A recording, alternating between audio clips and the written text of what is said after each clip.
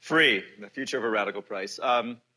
First, it is a bizarre experience talking about free here at Google, which I think of in many ways as the citadel of free, a company that is in many ways, if I can mix my metaphors horribly, a poster child for making money around free, something that many people find paradoxical and impossible. I should also say that Hal has taught me everything I know about free, and that was only a tiny fraction of what he knows about free. And I should also say that my attempt to sort of formalize and put free in a historical and economic context is simply looking in the rearview mirror at what the engineers here and other companies had internalized, had sort of intuitively understood about the dynamics and economics of digital networks. And it goes without saying. A lot of things that feel so wrong and counterintuitive and mysterious to people in my industry and people in traditional industries are not only self-evident to engineers and to people who live in the digital world, but also self-evident to my children who grew up in the digital world. So this, the paradox of my life is that my book about what's different about digital economics and why free goes from a gimmick to a business model is seen as incredibly obvious and self-evident to my children. They say, "You're kidding, Dad. You wrote a book about how things online can be free." And incredibly impossible and counterintuitive to people of my generation. They're like, "Don't you know there's no such thing as a free lunch?" So it's somewhere between duh and no way struck me as the right subject for a book. I'm gonna sort of plow through about 30 minutes of just overview, and then I really want to turn to the Q&A, which I think will be more fun. But the history of free. So I would argue that free is one of the most misunderstood words in the English language. It is a word that is semantically complicated. It has two meanings. It is a word that is changed in meaning over time. It is a word that we fear and yet long for. It is a word that fills us full of psychological trauma and attraction. We feel tricked by it, and yet we fall for it every time. Free started in a marketing context in the late 1800s. You've probably thought of King Gillette and the razor and blades as being the first use of free as a business model. You give away the razor, you sell the blades. It actually was predated by 3 or 4 years by this guy Frank Woodward, who at the beginning of at the end of the 1800s, this was the beginning of the packaged goods food industry. Before then, food was largely fresh produce and meat and sold in greengrocers and local merchants.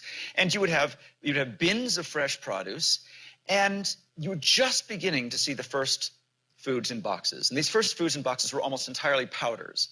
They were yeast, baking soda, some sugars and things like that. Now, in those days, you didn't have shelves and aisles that you walked through. Everything was behind the counter of the merchant himself, and you had to ask for it by name. And so the origins of branding and the origins of advertising coexisted with the origins of packaged foods. Food without a brand was hard to ask for. You need to say, "I want, that one, the red one," and the easier you could put a name to it, the easier it was for people to call it out from across the counter.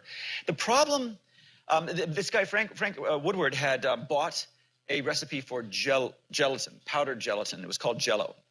Now, gelatin had two problems. One problem was that it was an unfamiliar commodity. Before this time, gelatin was something you made yourself. You boiled calf's hoofs or fish bones for like an afternoon, and it was smelly and horrible and disgusting. And you did that to extract the gelatin. And what they'd figured out how to do is to take gelatin and to create a sheet of it and then powder and then grind that sheet up into a powder. But then and then you would reconstitute it with water. But the standard American home in those days didn't use gelatin either as a dessert or a salad topping, and so it was an unfamiliar concept. The idea you could use gelatin in any meal. Then there was the fact of the brand name Jell-O, which was also unfamiliar. So they had a demand generation problem. What they also had, because it was part of a larger food company, Genesee Pure Foods, is they had this fleet of trucks.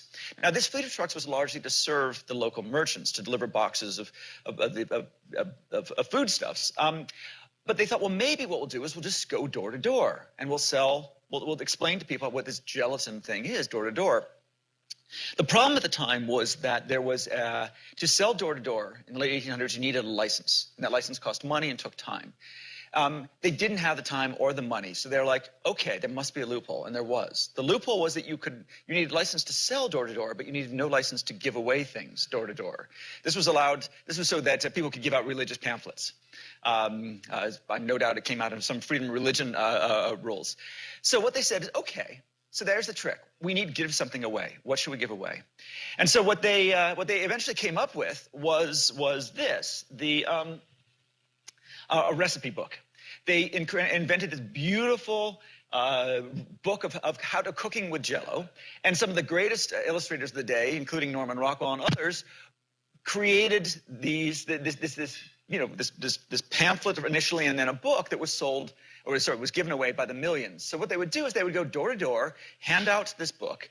Now the book is useless without the ingredients. A recipe book needs the ingredients. They would go then to the merchant and they would say, you're about to have a flood of people coming in here asking for this new product, Jell-O, and you should stock it. And here in the back of our truck, we have lots of boxes of Jell-O. So what they did is they created demand by giving away a product that was useless by itself, and then satisfied that demand by selling it to the merchants, which required no license. And that was the beginning. Then King Gillette did the same thing with razors and blades, although it's a complete urban myth, by the way, that King Gillette ever gave away razors. He didn't. What he did is he sold razors as a discount to banks, and then the banks gave them away as part of a save and shave campaign. Very clever. Once again, the razor is useless without the blade, and so ultimately, you got one thing for free, but you bought another. Now, this is the model, and today you get your cell phone for free, especially if you work at Google, and you pay for the minutes. This form of free is not a new economic model. This form of free is a trick. It is called a cross-subsidy, and the reason it's a trick is that it's not really free. You're paying. You're paying sooner or later. You're not paying now. You're paying over time. You've created, by giving away one thing for free, you've created an annuity, a way to monetize someone over time. We see this in many places. Buy one get one free is not free. Free gift inside is not free. Even loss leaders in stores are pretty quickly paid back. So that's 20th century free. 20th century free is not really free because the underlying costs of the products are non-zero, and so you need to pay them back pretty quickly or else you go bankrupt. That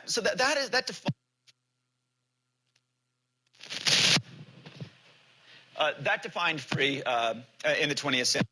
Now, what we've seen in the 21st century is a different economy. This is the economy not of atoms, the razors, but of bits, the virtual swords.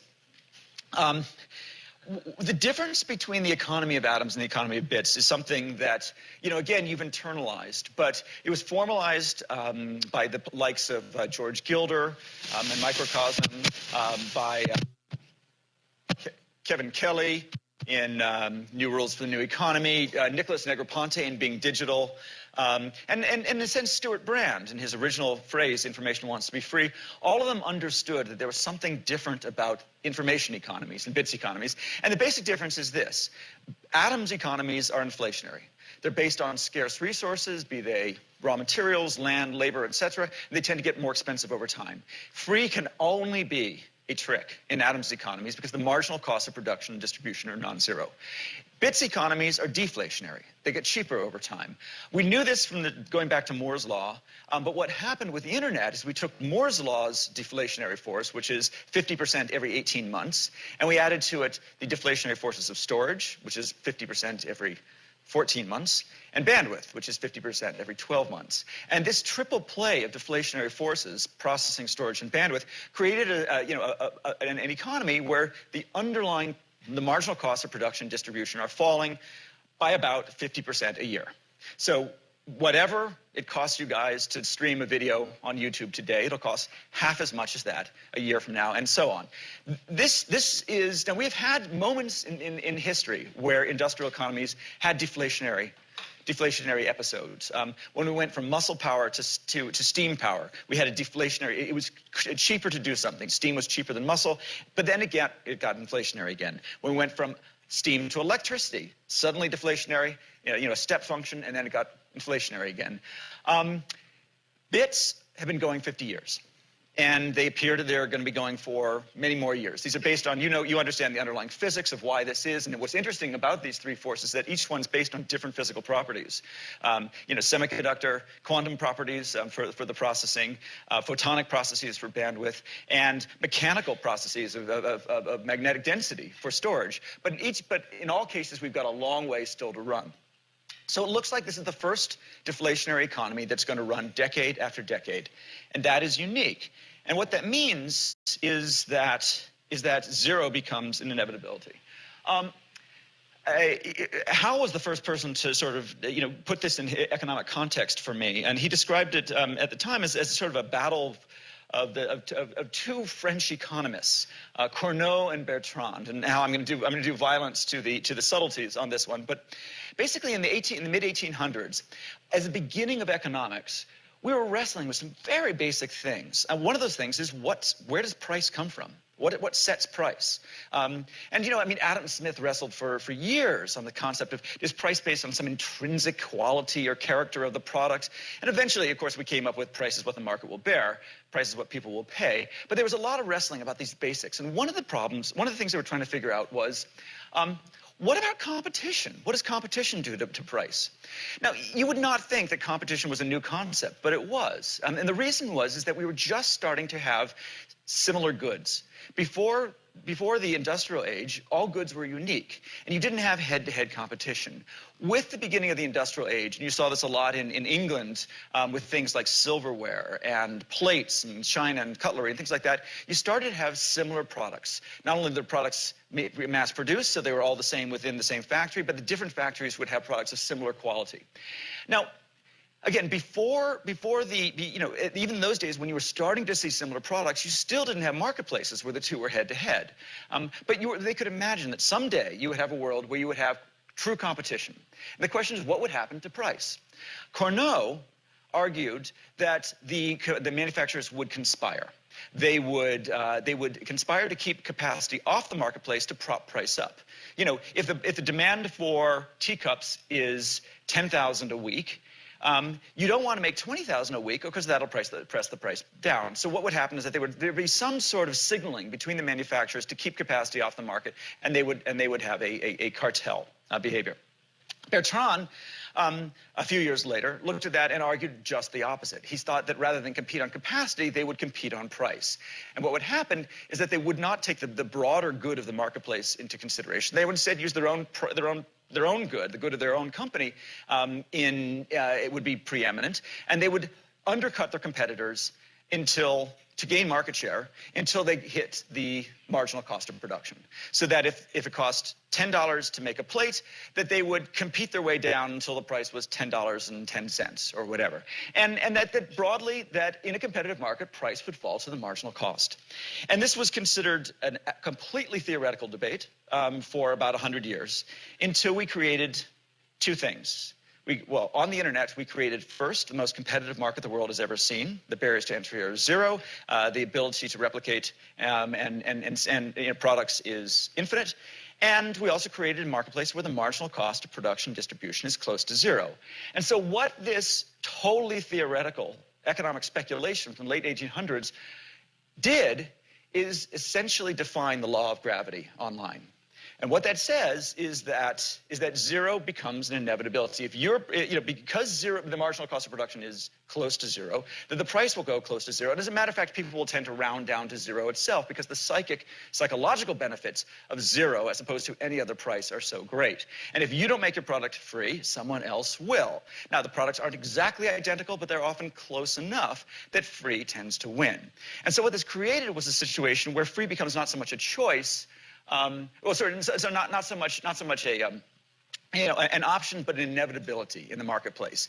Your product, for any given class of products, free will be out there. It is one of the prices. You either make that your price and compete on something else, make your money on something else, or you find a way to compete with free by selling something that adds more additional value.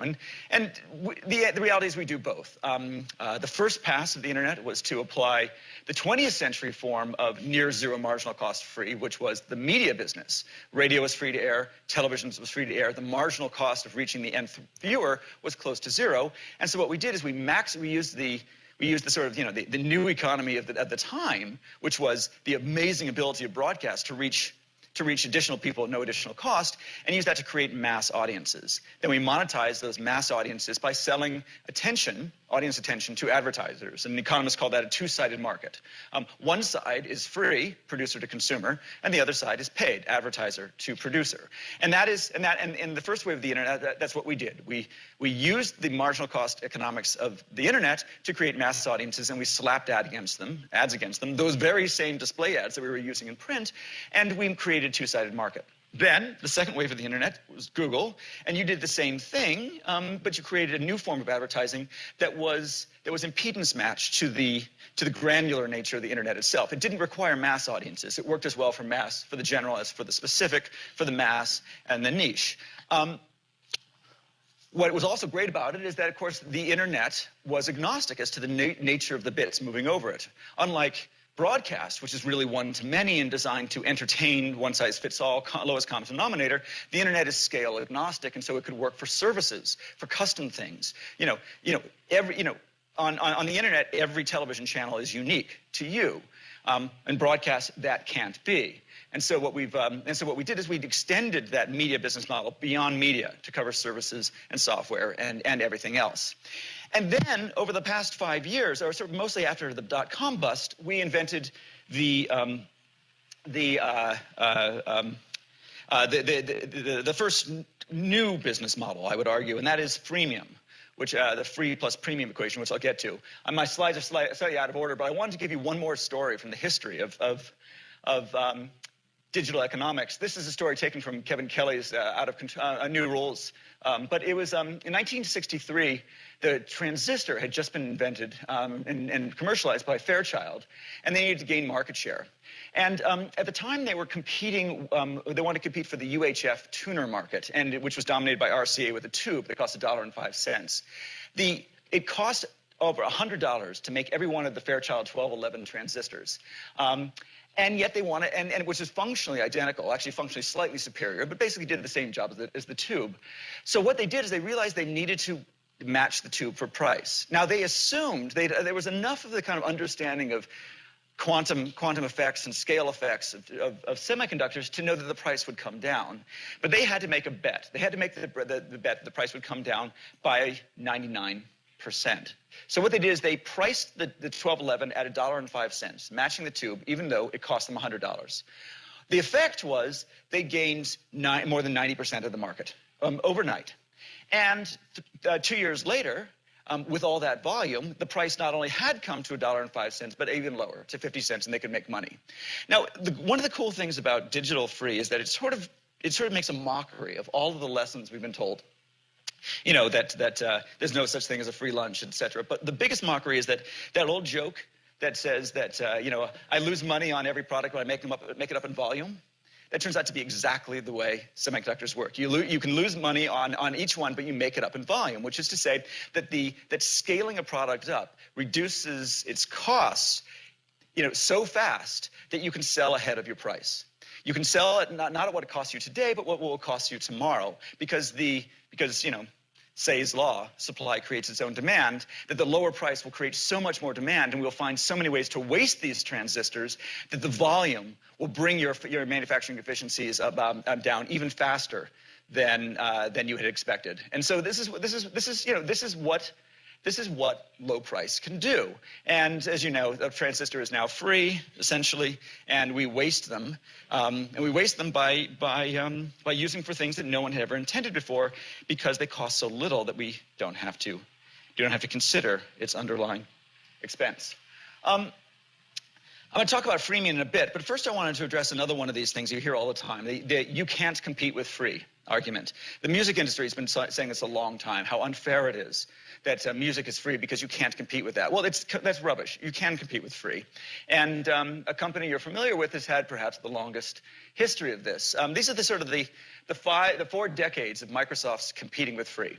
1970s, the computer industry was a hardware business. It was one dominated by IBM and its microcomputers and mainframes, and software was something you got for free. You got the tapes for free that came along with the hardware. And Microsoft, as a software company, a heretofore unknown creature, said, look, if you want software companies like us to exist, if you want there to be a commercial business of creating software, you're going to have to pay for software. And so this famous open letter to hobbyists Bill Gates wrote explained the underlying incentive structure and tried to get people to pay for what they used to get for free. And that worked pretty well. So many people did, and the notion of paying for software became accepted. Then in the 1980s, they had to compete with free in a different way. Now they're moving to the desktop, and their competitors, WordPerfect and others, were bundling free application software with the computers. Now, again, the marginal cost of production, marginal cost of putting software on a computer is zero. There are some opportunity costs, which is perhaps that is a sale not made, but the expectation would be that if you got WordPerfect free on your computer, you would use WordPerfect, save your files in WordPerfect, you'd learn the key commands, you all remember that, and that when it came time to upgrade, you would pay for your next version of WordPerfect. So Microsoft had to, who was selling Word and Excel, had to compete with the bundled free software. So what did they do? They created Microsoft Works, which was a way to match the competitors on price. It was free, and lock them into Microsoft file standards. And WordPerfect is essentially no more. It's no longer a force in the marketplace because Microsoft used free to compete with free. In the 1990s, they dealt with piracy in China. First, piracy is the marketplace imposing the price of zero on you. If you don't do it, the animal forces of digital economics will. The pirates can make the price. It can duplicate the CDs and DVDs for no marginal cost, and they and as a result, although the pirates sell it at a low price, at cheap in the marketplace, as far as the manufacturer is concerned, the revenues are zero. So what Microsoft did actually is not what you may think, which is send NATO in. Instead, they complained a little bit, but secretly they weren't that upset. And in a rare moment of candor, they said, China is a developing economy. If they're going to pirate software, we'd rather they pirate our software, because someday they will have developed. They will be able to pay for software, and then they'll be hooked on ours. I'm paraphrasing. Hooked may not have been his word. And that, in fact, worked. China did develop. As a matter of fact, China developed faster because Microsoft was not incredibly brutal in its crackdowns on piracy, because free software lowered the cost of entering computing, lowered the cost of the computer overall. It accelerated China's adoption of computers, accelerated China's development, and essentially ensured that China would be ready to pay for software faster. So keep that in mind, because we're going to come back to it. But at the same time, it was fighting free on another front, which is the browser. Netscape was giving away the browser for free and to sell the server.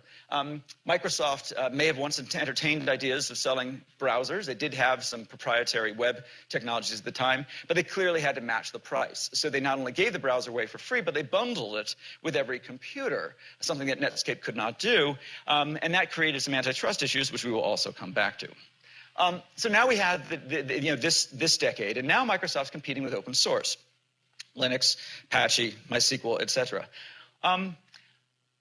It turns out that you can compete with open source. Open source has been going long enough that we've now understood pretty much how the market plays out.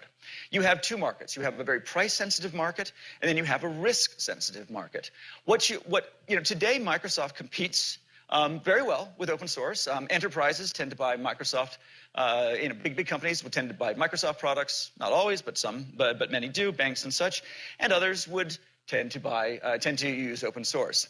What Microsoft turns out to be selling at this point is not software. What they're selling is a contract, a service level agreement. What they're selling is a phone number that you can call when things go wrong. So what Microsoft is selling is peace of mind. They're selling risk reduction. What they're selling is an insurance that this will do the job that you required. Now, what's important about that is that if you're a CIO of a big company, you don't care as much about money as you care about not getting fired, not having the whole system fall down, et cetera. So this service level contract is actually quite enticing. And when you look at the companies that have monetized open source, Red Hat and IBM, et cetera, once again, they're selling the service. They're selling the phone number. They're selling the support. They're selling the risk reduction. So what Microsoft ended up doing was, again, using the software, is essentially sort of saying, we're not in the software business anymore. We're in the risk reduction business, and whether this is sort of appropriate for your needs or just that we have a contractual obligation to serve your needs, that's what you're paying for. Now, what is interesting is what they're doing now. Microsoft has decided to make all their enterprise software free to startups through something called BizSpark. If you're less than 3 years old and less than $1 million of revenues, you can get all of Microsoft's enterprise software for free. And what's interesting about this is that it's exactly the Chinese piracy model. What they're saying is, you're young, you're developing. If you're going to use free software, we'd like you to use our free software. Someday, you will have, this low cost of entry will help you develop faster. Once you're developed faster and you're ready to pay for software, we'd like you to pay for ours. So once you pass $1 million or 3 years, you have to pay, and then the hope would be that you're hooked on Microsoft software and you'll buy theirs. So what's interesting is that the Chinese piracy market, which was seen widely as a terrible thing, turned out to be the exact right business model for the emerging web business market, where the pirates are now replaced by startups and entrepreneurs and other young companies who are largely influencing the marketplace of tomorrow. So I wanted to end with a couple of tactical things about freemium, which is really the most interesting. I think freemium is the first 21st century business model. Freemium is free plus premium, and it's the inversion of the old free sample. So if you go into a department store, you'll get a spritz of perfume, and 1% will get the free perfume and 99 will pay. Starbucks will slice up a muffin, 1% will get a tasty free muffin, everyone else will pay. Marginal cost of that is non-zero, and so you've got to be limited in what you give out. Freemium is just the opposite. You give away 90%, you give away 95% for free. What you do with that free becomes a form of marketing. It maximizes, Eric and Hal have explained to me that Google's strategy is the max strategy. Use free to maximize your reach, maximize your sampling, maximize the consumer awareness of the product.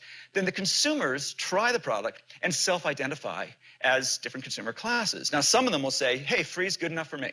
But some of them may say, I want more.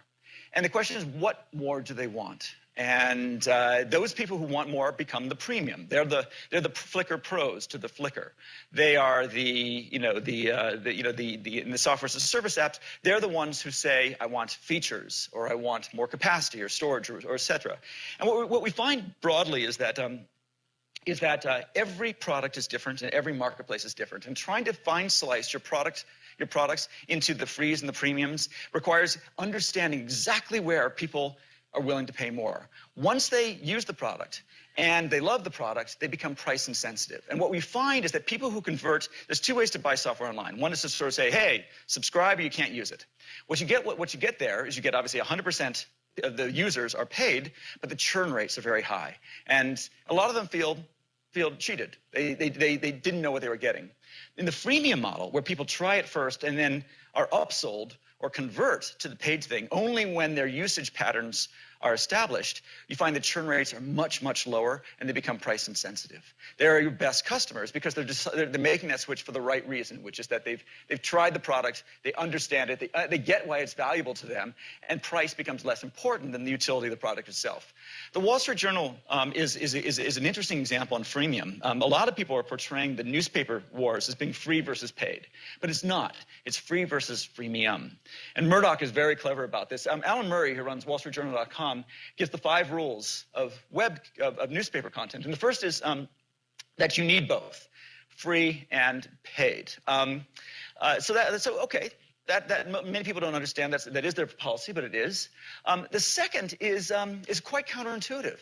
You would have thought that an exclusive is exactly what you can charge for, right? It's unique content.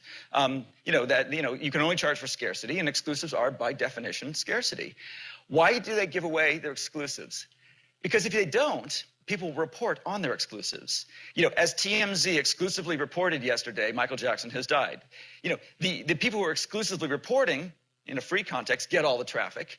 Only one person buys the subscription to TMZ.com and then reports on it elsewhere, and so that's their concern. Now, the reason, eventually what they end up doing is they, and then you go to 3, don't charge for the most popular content on your site.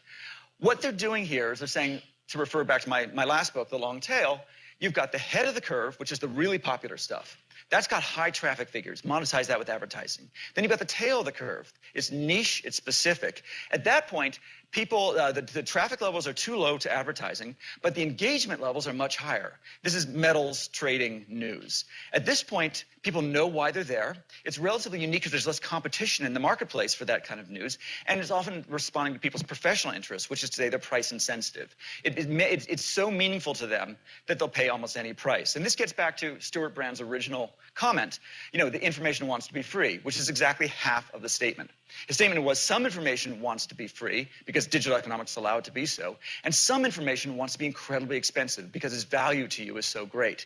And so what we end up is we get abundant commodity generic information wants to be free, whereas specific customized relevant information can be very expensive. So what you'll see with the Wall Street Journal and others is that the deeper you go into the into the details of the sections and their subject, the more likely they are to charge. When you go into the archives, the more likely they are to charge. The narrow is that the tail is paid and the head is free. And so what we find is we're again giving away the head, selling the tail. We're monetizing the head with the media model and monetizing the tail with the freemium model of direct revenues. Both are models of free, but you don't use the same one across the board. And the analogy here is, I think, video games. I would encourage you, as you're looking at the kind of evolution of freemium, the 2 markets I would encourage you to look most closely at are the video game market and the iPhone apps market. The video games are fascinating. This is the 3rd silver disc business to drop the silver disc. Obviously, we know what happened with music. The silver disc is gone. Music became free. The industry prospered, except for the labels. Every other aspect of the industry used free successfully to create celebrity, create recognition, to create sampling, and then they sold tours, merchandise, licensing. Apple sold a lot of iPods. All of that was based on free. Only the labels suffered. Then software did the same thing. Software moved online to software as a service, and that used the freemium model. And now the video game industry, starting first in China and Korea, and now the United States, is moving from a packaged consumer goods model where you're selling a box for $50 with a silver disc online, and free-to-play becomes the default mode. And what you see in these games, and you know them as Club Penguin, Neopets, Webkins, MapleStory is the picture there. But most of these things is that what's fascinating is where do they charge? It's free to play, but at what point do you invoke the price tag? And every game is different, and they try not to make it punitive. You try not to create a 2-tier society where paying users have like superpowers and can kill, get these awesome swords.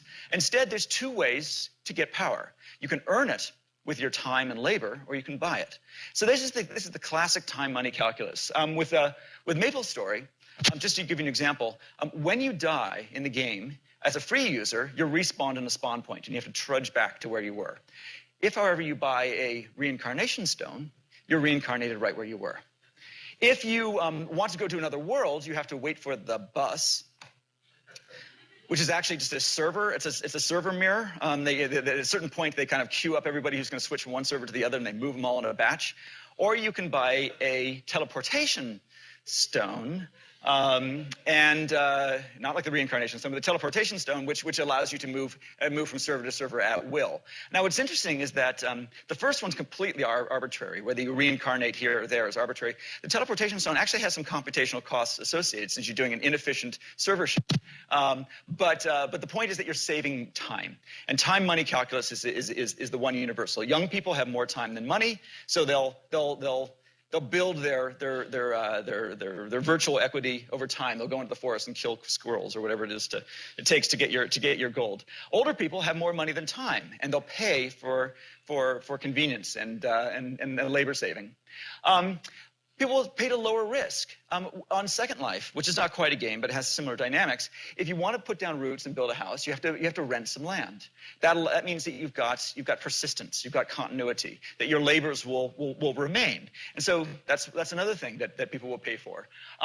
Status is a classic. If any of you have children who are playing Club Penguin, very quickly down the line, they're going to come to you asking for a credit card. Why? They want a pet for their penguin.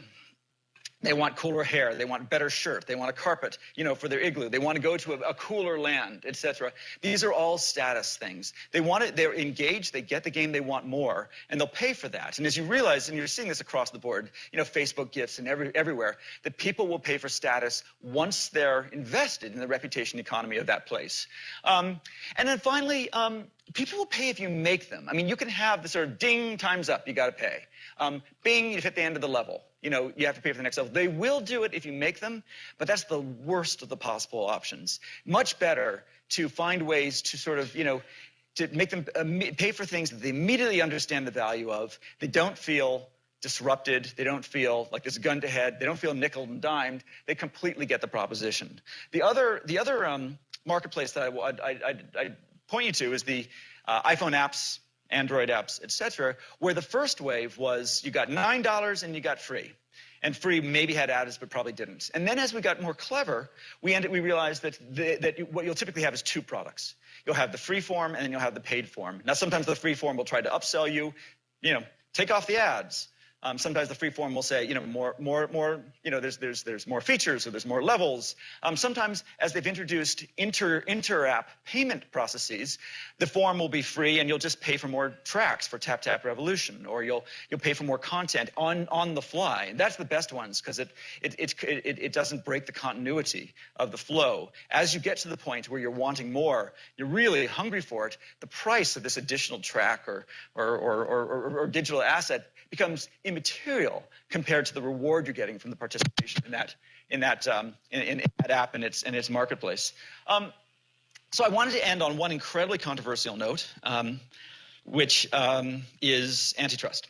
And Google in particular. At this point, I'm just repeating something that Alex Iskold said in a speech, and we can continue this in the conversation offline. But he made an observation, which is that when big companies, especially dominant companies with quasi-monopolies, use free, there may be policy and competition implications that are not there when little companies do.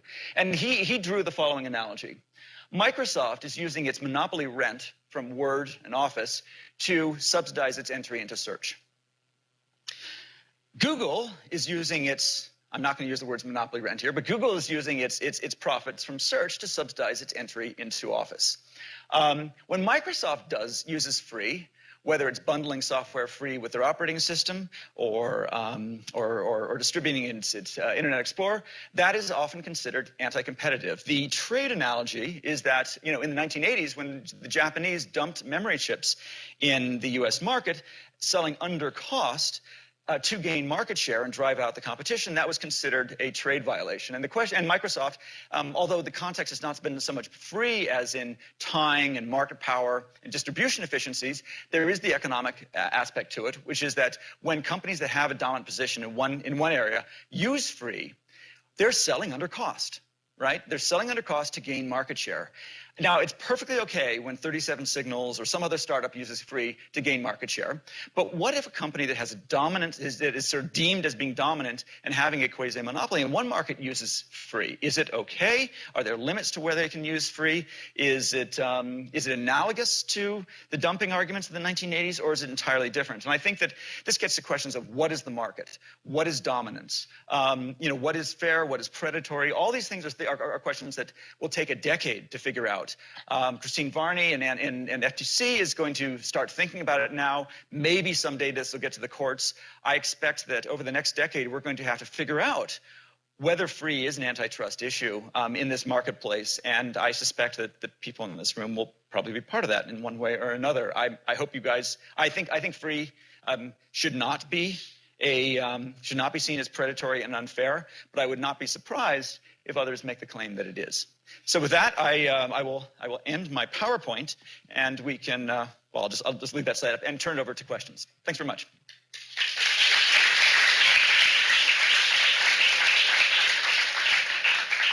By the way, the obvious first question is the book free, and how can the book be free?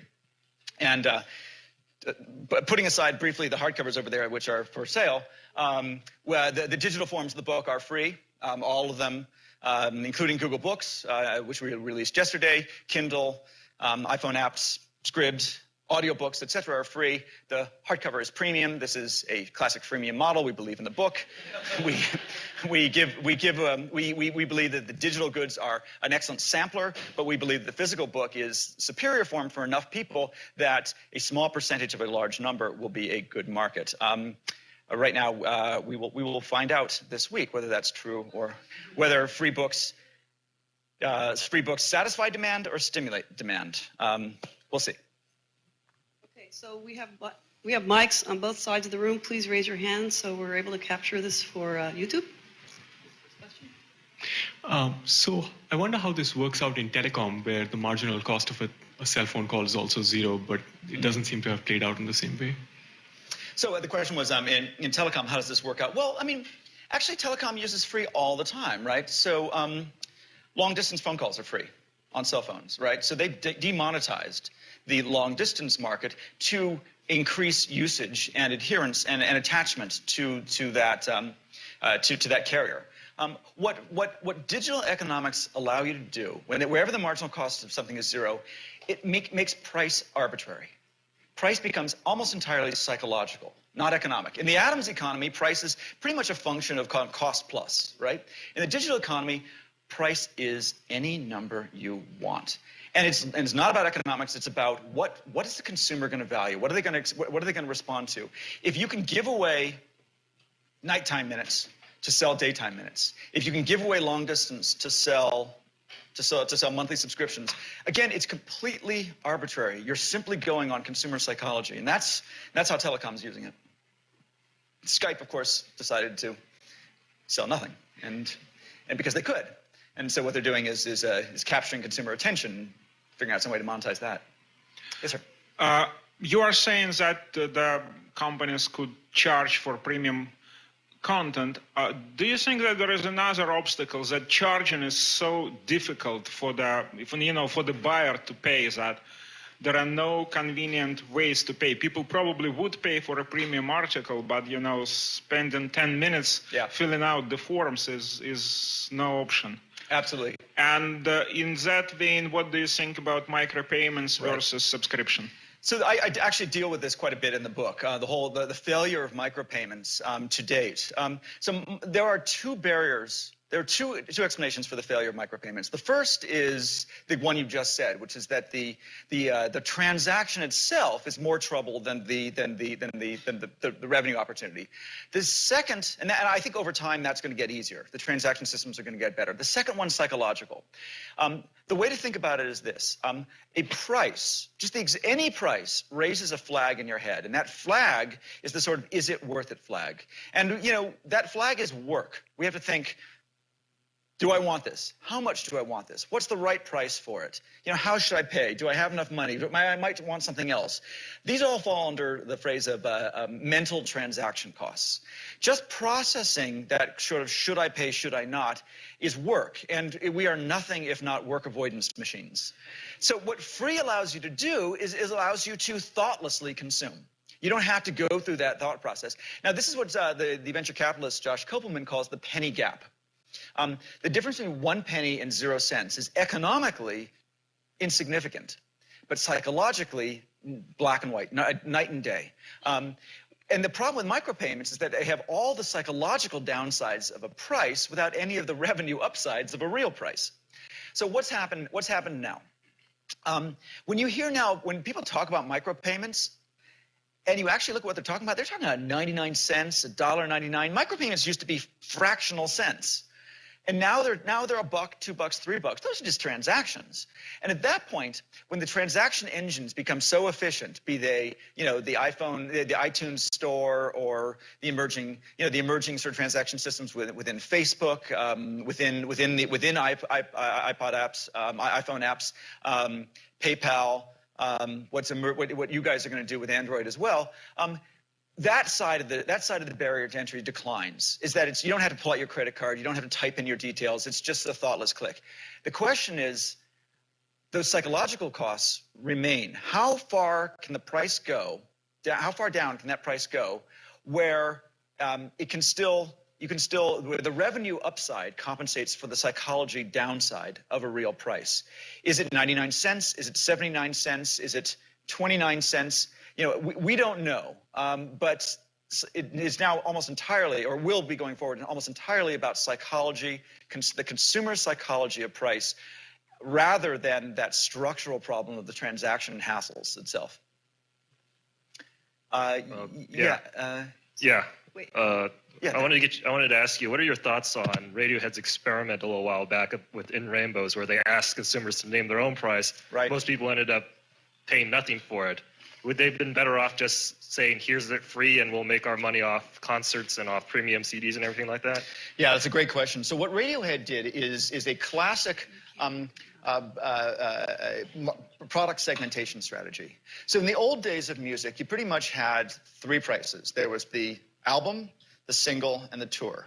So that was like $15, $5, and $85. Okay, so what Radiohead did is they basically introduced not 3 SKUs or 15 SKUs, but something like 35 SKUs, different forms of the album. So there was, well, actually, those are just the products. There were the individual tracks. There were tracks at different bit rates. There was the vinyl. There was the CD. There was the box set. There was the box. There was the book. There was the video. There was the concert tour. There were the T-shirts. It went on. I'm sure there were the action figures. I didn't see it, but I wouldn't be surprised. So what they did is, rather than having 3 prices, they had they had at least 30 for the SKUs, and then you could name your own price. So they had an infinite continuum of prices, ranging from 0 all the way up to front row seats in Wembley Stadium at $500. What that allows you to do is allows you to maximize the economic value in the marketplace. By letting people choose their own price, they were able to get the people who, not only the people who wanted to pay less, but also the people who were willing to pay more. By having these different, by saying, well, it's not just that you get the album, the single, or the tour, but also for our super fans, there's the $100 box set. They're able to tap that side of the market as well. And by using free as one of the options, they're able to not only maximize the reach and let everyone sample the album, but they also got a lot of attention for the experiment in the first place. The result was they had the most successful tour in their history. They had the box set sold.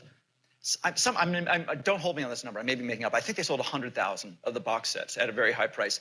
It was one of the most successful albums, if not the most successful album. It was a total economic win along all lines, and they did it by being clever about offering lots of premiums to go with their free. They segmented their products into lots of different price categories and lots of different audience categories, ranging from not very engaged, I'm only here to hear, I've never heard Radiohead, just wanted to sample one, all the way to, oh my God, I love Radiohead. I want everything they do and more. And that, I think, is what all of us have to do. I think we in the media industry, we need to figure out, we know, I'm a magazine editor. We have 0, that's our website, $5, that's our newsstand price, and 80 cents, that's $10 a year divided by 12 issues, 80-ish. That's not enough. Where's our $29.95? Where's our $39.95? Where's our $99.95? Where's our Radiohead? Where's our pet for our penguin? How are we going to find ways? We've used free. We used free successfully. Now we need to figure out how to use free to charge more, how to segment our audience into not just those who came in at those 3 prices, but those who, maybe if we could package what we do in different ways, including the physical experience, we could charge a lot more. And if you followed recently the scandal over the Washington Post charging $25,000 to have dinner with the editors, that was their effort to find a pet for your penguin. Yes. Do you think that free has changed the users or the consumers' concept of quality? Yeah. That's a great question. It's also addressed somewhat in the book, but there's, you get what you pay for, right? There's this conception. Interestingly, there's another author named Ellen Ruppel-Shell who came out with a book at the same time called Cheap, The High Price of Discount Culture. But there's a general, so it's all based on your starting position. I tell the story of the Village Voice, which was a weekly newspaper in New York that went free, and everyone said, when they went free, their quality declined. That you get what you pay for, and that the free reflected the underlying values. Not actually true, I would argue, but that's what people thought. But no one thinks that Google is a worse search engine because it's free. And that's because our expectation, our correlation between price and quality was never set above zero. And it's all based on that. If a product starts at zero, you don't use price as a test of quality. If a product starts at a price and goes to zero, you might think it was worth less. Now there are exceptions to the rule. Yahoo Mail, I tell the story of Yahoo Mail versus Gmail in the book. Yahoo Mail was 5 megabytes for free, and anything more you had to pay for. I think it was $29.95 a year. With the release of Gmail, they nuked that business. They basically went to infinite storage for free forever. Because Gmail had entered the market at, I think, a gigabyte for free, people didn't think that Yahoo Mail had declined in quality as a result. In other words, Gmail reset the consumer correlation between price and quality. And I think in the digital space, in the physical space, I think we have a very clean connection between price and quality. And if if something's free, and if a pair of socks are free, you probably should expect they're not the best socks in the world. In the digital space, I don't think we make that same correlation, because we understand that the subsidies can be so diffuse and the underlying costs are so low that we don't assume that only crap is free. Okay, our last question. Oh, we had another one over here, but yeah, if we have time for two, we'll take them.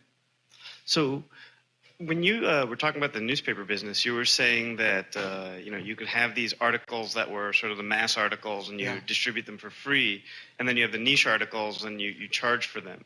Does that create an incentive for writers and for reporters and whatnot to only seek the niche articles, right? Especially as you have search engines like Google driving a lot of the traffic. You don't need the mainstream article to drive traffic to your niche article because you have the search engine. Right. Does that cause the mainstream article to just vanish? No, maybe I should be a little more precise about that. My point is that you monetize the mainstream articles with advertising and the niche articles with direct revenues. So they're both paid. One switches the media model, the other uses the freemium model. Now, obviously, the ones at the head of the curve, the really popular ones, not only serve the virtue of being able to pay for themselves on volume, but they're also a great marketing tool. They create awareness, and they drive demand down the tail to the paid ones. So I would argue that the usual incentives of, write about celebrities will remain, good or bad as that may be. I guess you have time. Yeah. We had one question over here. Yeah. I had the same question about the quality associated with free. And as a follow-up, isn't there a sort of skepticism that's associated with free also, especially in the digital world, where people will say like, oh, well, what's the catch? I feel like Google 10 years from now is going to say, we charge you $100,000 a year to use all of our products. You know what I mean? So isn't there a type of skepticism that's also associated? Yeah, that's a great question. And what we've learned over time as we talk to more and more companies about this is that it's very important that people understand your business model up front. Because if it's like free and there's no apparent business model, they're rightly suspicious that you're going to sell their personal information, or there's going to be some privacy, or that suddenly once you get hooked, it's going to become very expensive. If it's obvious how you're making money, it doesn't matter whether I'm paying. As long as I can see that somebody's paying, then the logic of the whole thing makes sense, and I don't feel that it's a setup. So the fact that Google is using a third party to subsidize search reassures me that you're not going to, someday, Windows going to pop up and say, like Google, start paying. Yeah. Now, you may do that in the end, but the underlying logic of the business model is apparent enough. And so that again invokes psychology. People used to expect that they were going to pay sooner or later. And it was just the question is, what's the catch? Now they just want to ensure that somebody's paying. It's probably not them, but as long as somebody's paying, the whole logic of the whole thing kicks in, and they can address the product for what it is rather than watching for the catch. I think that's all we have time for. Thank you so much.